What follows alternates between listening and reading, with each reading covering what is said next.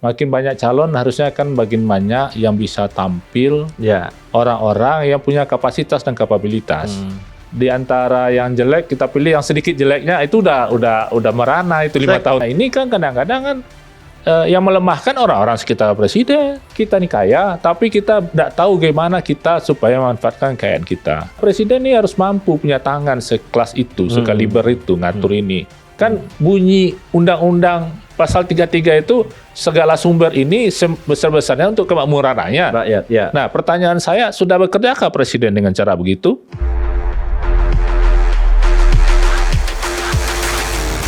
Halo sahabat OMB obrolan Meja Bundar.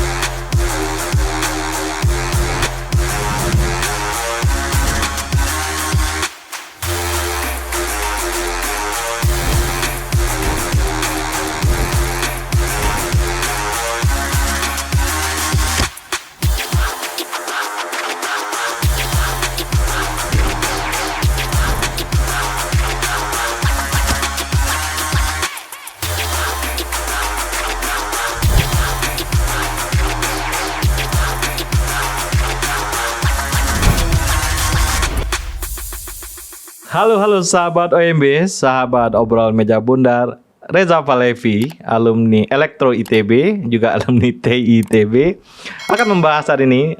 Halo, udah? Ya. Assalamualaikum warahmatullahi wabarakatuh. Waalaikumsalam, Bang. Pembahasan kita tentang tipe presiden Indonesia ini berat ya, karena udah Reza Palevi pernah deh ya wali kota Payakumbuh ya. Pernah. Berapa kali? 2 periode deh ya? 2 periode. 2 periode wali kota Payakumbuh nih artinya meritokrasi di kekuasaannya ada lah. Ya. Dia bisa membawi kekuasaan itu kayak apa? Apa yang terjadi? Apa sebuah dinamika kekuasaan gitu ya? Ya. Nah, kalau kita bicara tipe presiden Indonesia, selalu kalau kita lihat sejarah nih, presiden Indonesia tuh ada problem-problem dari potret demografi Indonesia, artinya ini Jawa terus nih, Jawa itu ada karena dia mayoritas di situ yang tidak bisa kita pungkiri. Kemudian juga presiden kita kemampuan atau ability atau apanya itu merangkak. Kecuali Soekarno udah mampu sejak awal dia jadi presiden. Kalau presiden yang lain-lain dia belajar akhirnya mampu gitu ya. Dan banyak presiden dan lebih rumit di Indonesia sebenarnya presiden itu tidak hanya presentasi dari demografi tadi, representasi dari masyarakat, dia juga harus pintar-pintar sekali mengatur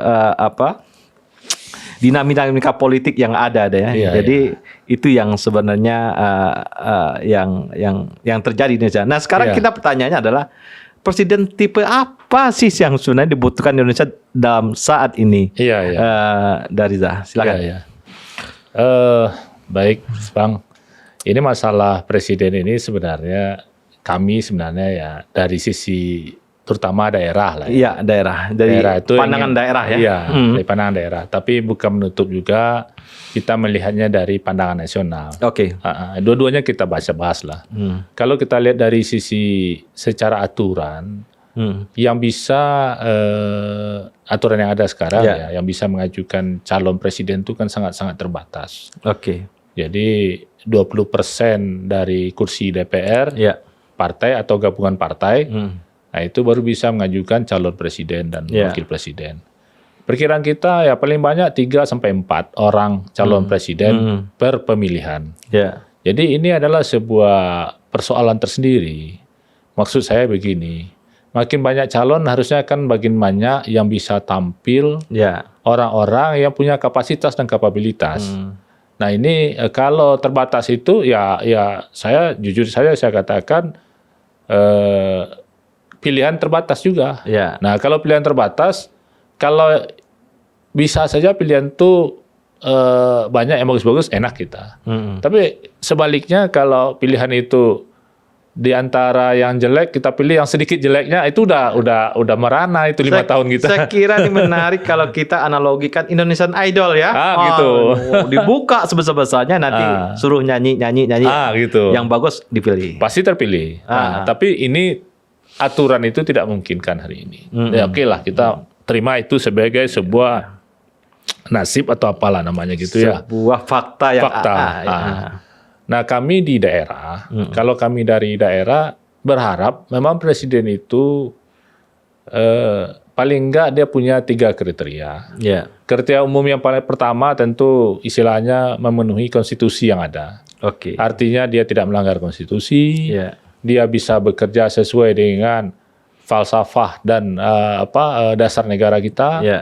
Sehingga itu menjadi sebuah kedisiplinan tersendiri gitu ya. Ya. Nah, baru yang kedua ini kita bicara hal-hal yang lebih teknis gitu. Ya. Misalnya daerah itu rata-rata anggarannya terbatas. Oke. Nah, kalau presiden cari uang, tapi hanya dengan menambah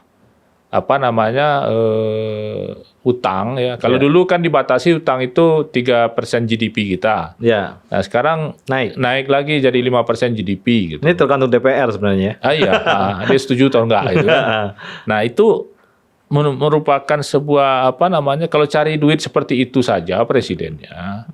Tentu pertanyaan lebih lanjut siapa yang mau bayar utang nanti gitu kan. Sampai kapan begini?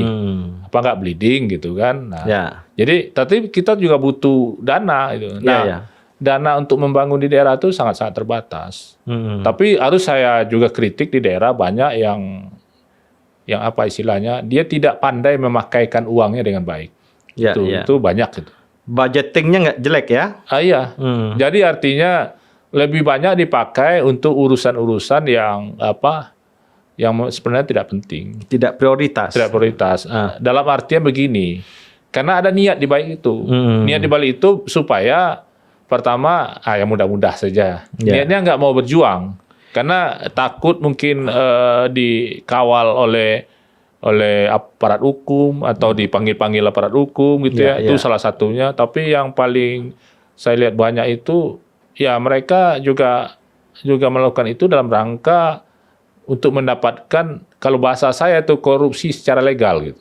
Ya. Sebenarnya kan kita jadi pemimpin, baik wali kota, bupati, gubernur atau presiden pun kita dalam posisi orang memperjuangkan ide kita kan gitu ya. Iya. Benar kan? Betul. Dapat lebih ya. Gitu ya. Sangat betul. Cuma pertanyaan-pertanyaan dasar itu sering tidak terjawab. Tidak terjawab. Ya. Jadi sehingga yang memilih bingung.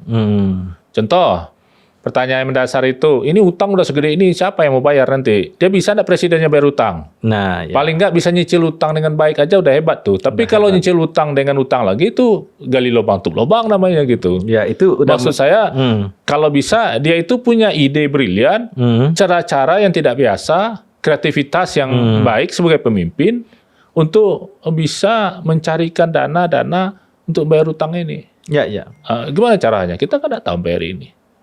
Di Middle East, di Arab Saudi atau di negara-negara Timur Tengah, dia bisa menjualkan minyak yang masih di dalam sebagai sebuah cara dia mendapatkan uang itu bisa ya. Saya nggak tahu Indonesia ya, tapi yang jelas di Indonesia itu makin lama nggak hanya utang yang makin besar, bunga utang juga naik ya. Padahal rate dari utang kita tuh bagus dibanding negara yang rate utangnya jelek itu kita tinggi. Itu juga ada problem lobby kita tentang utang.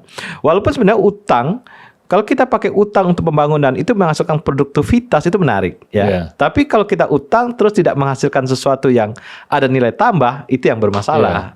Ya. Jadi begini Bang,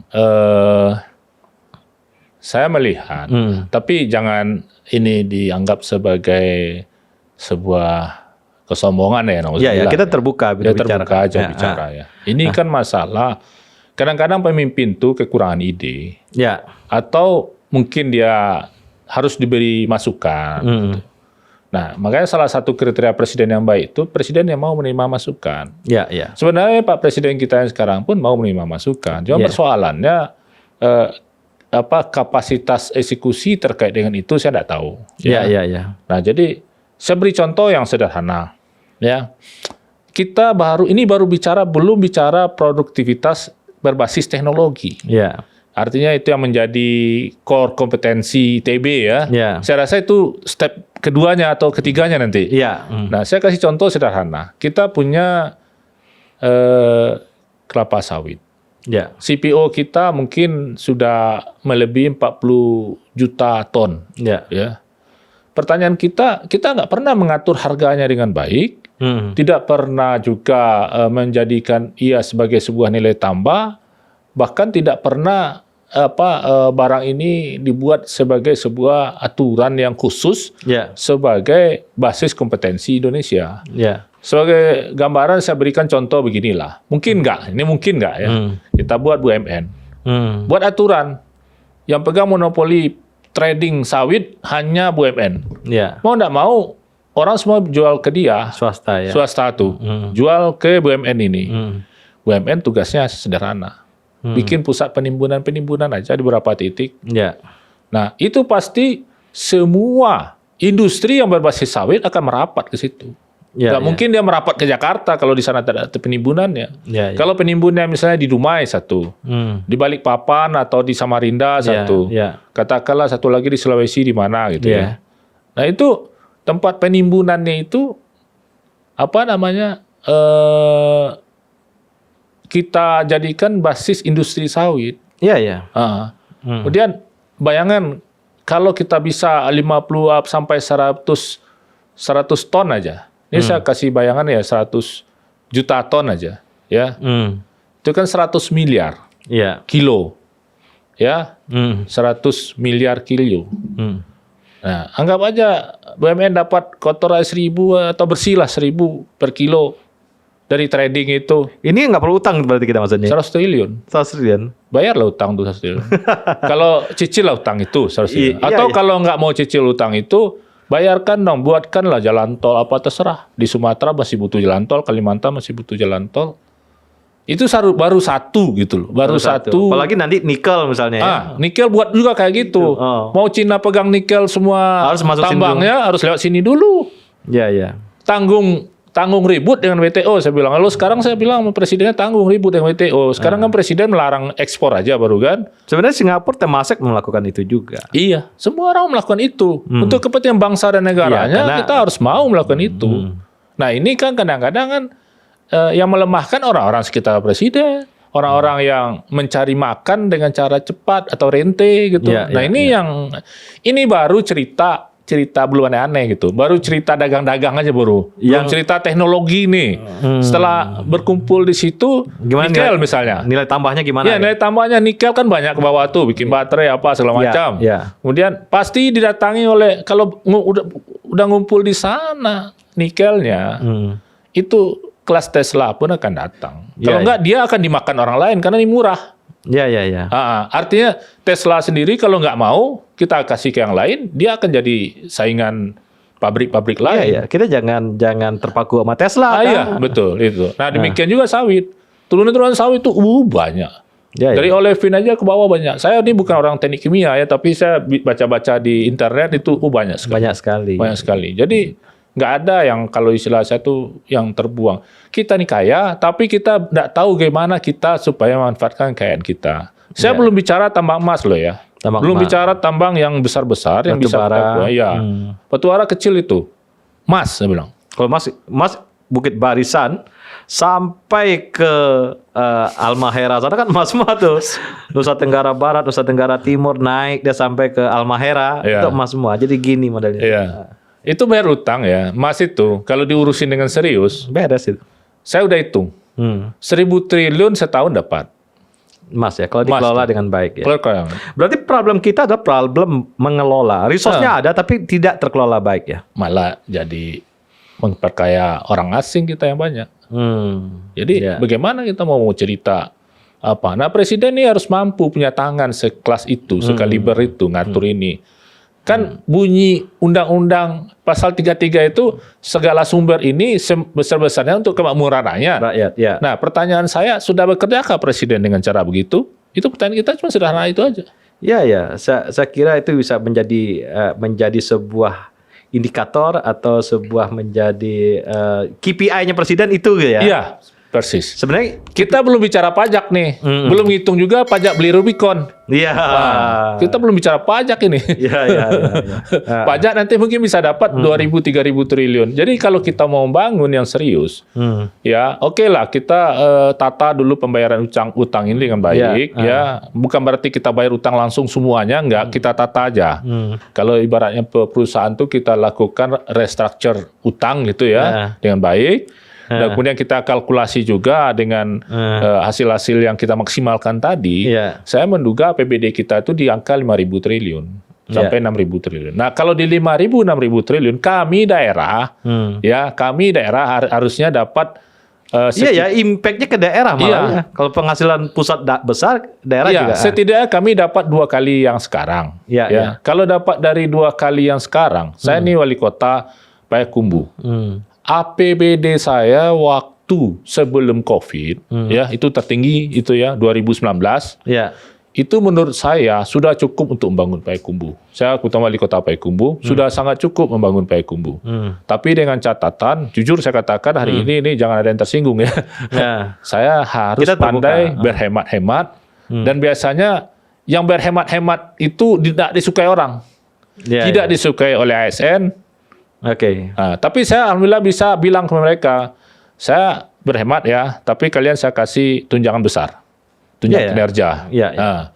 Nah, kemudian tidak disukai oleh orang-orang lain yang tidak ingin kita bersih. Di daerah itu jujur aja saya katakan, karena saya merasa dikelilingi sarang penyamun. Jadi ada hambatan di daerah nih, kelompok-kelompok tertentu yang menghambat ya. Iya, harus, dan komitmen itu harus diperkuat oleh presiden. Artinya itu bagian dari apa? Ya presiden ini kalau dia mau baik negara ini dia harus anti korupsi. Harus anti korupsi yang serius. Ini syarat utama nih. Iya. Kalau dia nggak mampu itu ya susah.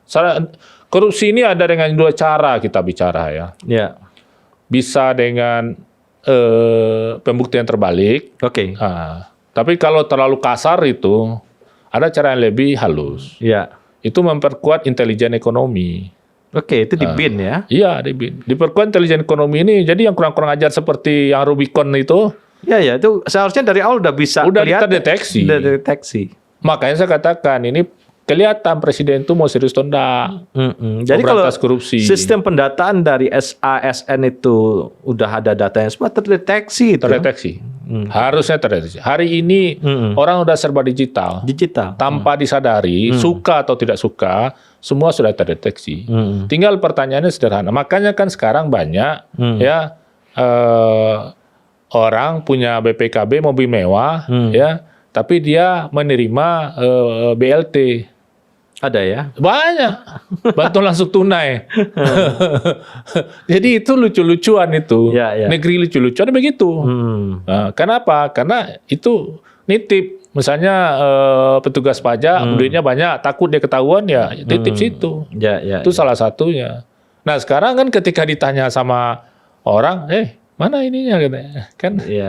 Jadi itu harus diperkuat. Jadi tugas intelijen ini jangan pertahanan saja. Pertahanan iya, tapi hal-hal yang lain intelijennya harus diperkuat dan anggarannya harus diperbesar.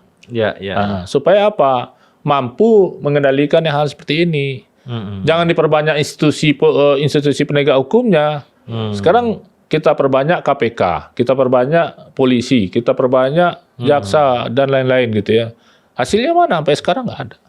Hasilnya boleh dikatakan jauh dari harapan dibandingkan uang yang sudah keluar dengan harapan yang kita ini kan. Dan itu jangan diambil yang orang korupsi yang kecil-kecil di proyek di Pemda itu. Orang proyeknya 500 juta, 700 juta dikorek-korek gitu ya. Sampai-sampai dipanggil jaksa gitu ya. Iya, akhirnya apa yang terjadi?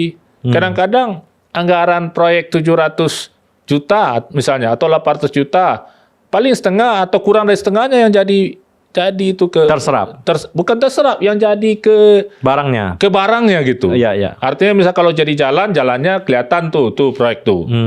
Harusnya kan 800 juta paling enggak untung 10% atau 15% pengusaha, Ya. sisanya itu jadi barang gitu. Jadi barang. Artinya 500 juta, kalau 800 juta mungkin 650 juta jadi barang gitu.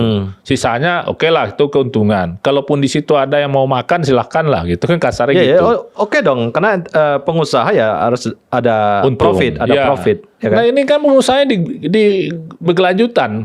Artinya saya minta, si ini minta. Oke. Mulai dari preman yang di jalan maupun preman bernasi gitu. Akhirnya kan orang ini apa yang terjadi? Ya ternyata yang jadi barang blanket jadi jalan tadi itu paling 400 juta. Oke. Kalau dia sudah merasa rugi nggak sanggup lagi kabur ya pengusahanya. Hilang, Itu ya. jadi mangkrak proyek. Ya itu ada saya lihat beberapa kasus di Bukit Tinggi itu mangkrak dia yang Iya. gorong-gorong ya. Nggak tahu bisa jadi. Dia hilang dia. Bisa jadi. Nah, dan saya kira ini juga menjadi tata kelola kita ya. Ya, Karena makanya Bang. Jadi korupsi itu kalau pemerintah pusatnya komit, di bawah juga komit. Harusnya.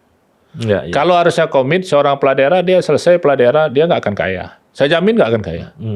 Ya, seperti saya lah, saya punya rumah rumah satu aja nggak selesai. Nggak selesai di Gunung Batu lagi ya.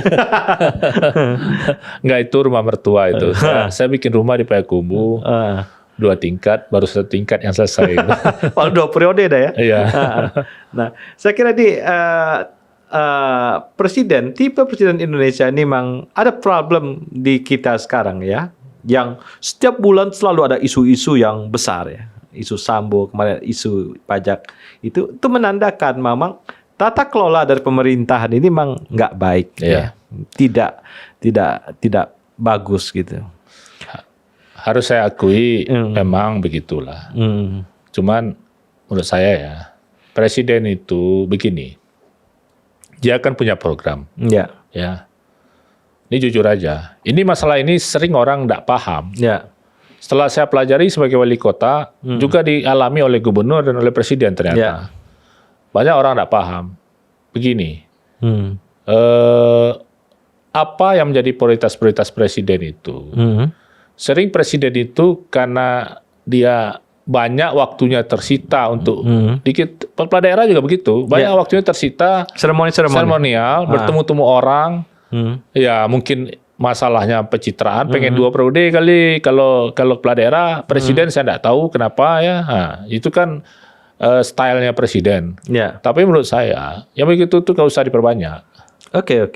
Misalnya kemarin itu presiden ikut balapan motor cepat itu bot cepat itu ya. Ya. Saya katakan nggak usah presiden yang mengerjain itu. Ya. Lebih baik presiden mengerjakan hal yang penting yang menjadi prioritas dia. Ya. Prioritas dia misalnya contohnya, terlepas suka atau nggak suka, setuju atau nggak setuju, misalnya kereta cepat Jakarta-Bandung, IKN, dan lain-lain. Ya.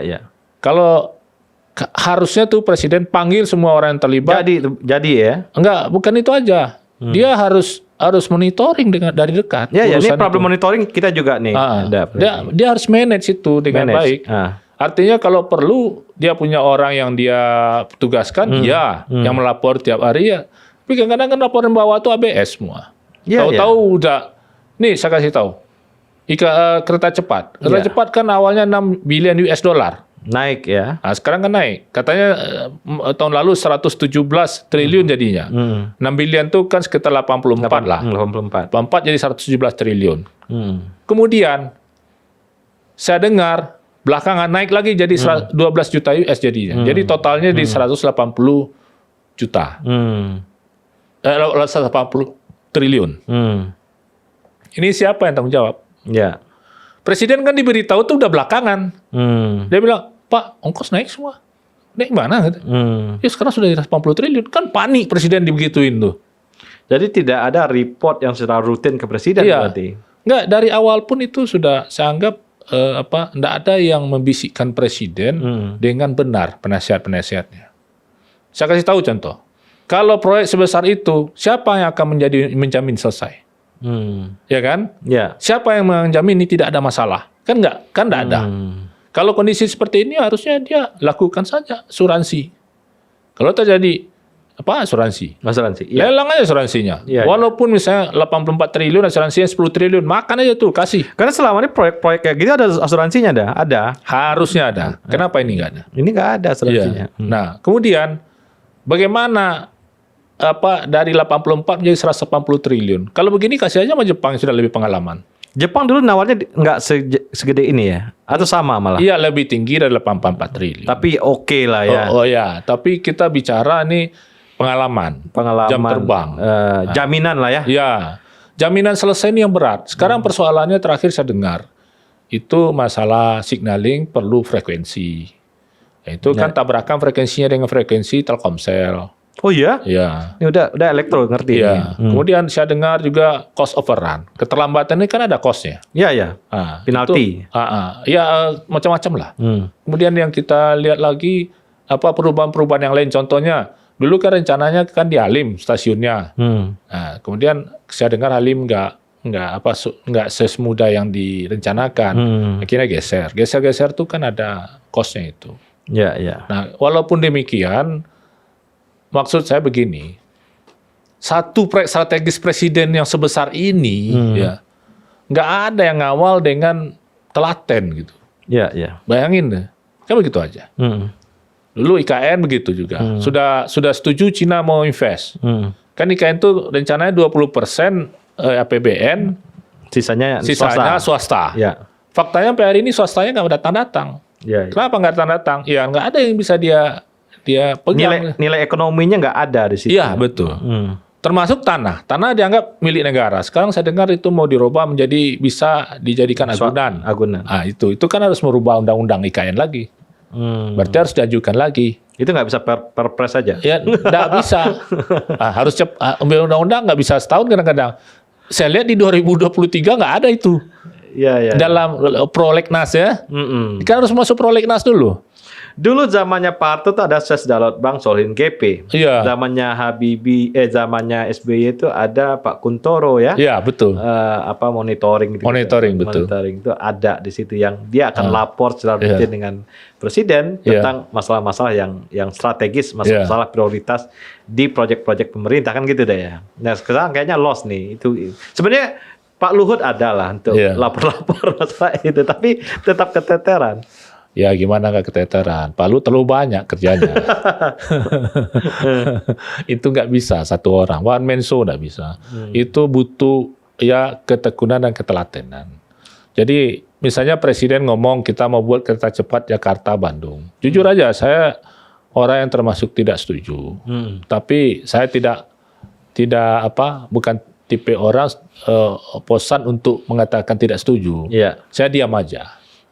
Nah, kenapa? Karena ya silakanlah. Itu kan secara politik itu keputusan politik. Artinya kalau yang sedang berkuasa ya tentu kita yang tidak berkuasa tidak bisa suka atau nggak suka nurut gitu kan. Kira-kira gitu. Ya juga ada aturan di agama ikut pemimpin kan. Iya. Jadi kita yang kita sayangkan itu saja. Jadi dari 84T naik terus. Yang paling saya takutkan itu kalau nggak selesai gimana? Ya. Kemudian kalau presiden baru tidak melanjutkan bagaimana? Ini kasusnya kayak Hambalang nggak dilanjutkan. Saya berharap tidak begitu presidennya. Pelanjut Pak Jokowi ya saya berharap bukan berarti ya saya memilih presiden yang dijagohi Pak Jokowi. Ya. Nah, artinya begini. Sebuah kepemimpinan itu keberlanjutan itu harus masuk sebenarnya dalam sebuah aturan undang-undang. Ya. Jadi keberlanjutan sebuah proyek strategis kalau masuk jadi proyek strategis dia harus dijamin oleh pelanjutnya untuk diteruskan. Ya makanya dibikin undang-undangnya kan. Harus ada undang-undang tapi kan tidak ada sampai sekarang belum ada. Belum ada itu. Jadi kita tadi dah ini coba ya itu urusan itu ya. Makanya gara masalah-masalah gini yang luar besar, kita butuh Indonesian Idol untuk presiden. Ya kan? Dibuka sebesar-besarnya, orang yang potensinya paling baik, terbaik segala macam Indonesia silahkan jadi presiden. Kita nggak ngalang-ngalangin. Ya kan? Betul. Karena ini juga untuk kemakmuran rakyat. Betul. Ya, dan untuk kesejahteraan rakyat. Dan juga rakyat makin cerdas karena presidennya baik, tepat. Jadi orang menduduki sesuatu di kursi yang tepat gitu Iya, ya. iya. Itu yang harus kita buka. Jangan dibikin peraturan-peraturan yang bikin ini tidak menjadi orang terbaik. Iya. Itu yang kita harapkan ini Betul. dibuka gitu ya. Betul. Iya ada ya. Iya. Untuk tipe presiden Indonesia ke depan yang mau kita harapkan. Karena demokrasi pada dasarnya adalah untuk mencari ada meritokrasi orang-orang Indonesia terbaik supaya dia duduk di kursi yang benar lah gitu ya, dan Indonesia akan makin baik. Ya, betul. Terima kasih dari Riza Falevi ya diskusi kita hari ini tentang tipe presiden Indonesia, dan sangat menarik deh ya, dan mungkin lain hari kita lanjut dengan topik-topik yang berbeda. Siap. Untuk diskusi tentang kebangsaan. Iya. Sahabat OMB, sahabat obrolan meja bundar, inilah Riza Falevi, tipe presiden Indonesia. Terima kasih.